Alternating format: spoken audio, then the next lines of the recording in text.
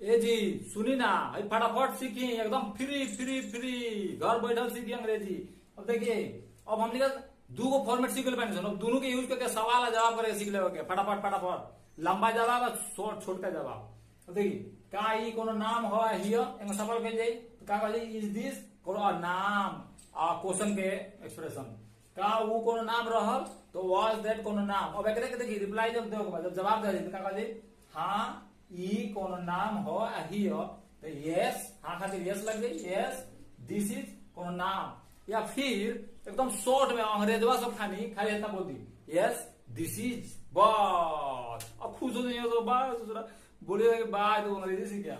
अब देखिए जब कोई का वो कोनो नाम रहल तो खातिर जवाब दो बा यस दैट वाज नाम, चाहे खाली यस दैट वाज। ऐसे ही खतरनाक वीडियो सीखा थी तो चैनल को सब्सक्राइब कर, वीडियो को शेयर कर दिया, लाइक कर दी। So thank you for watching.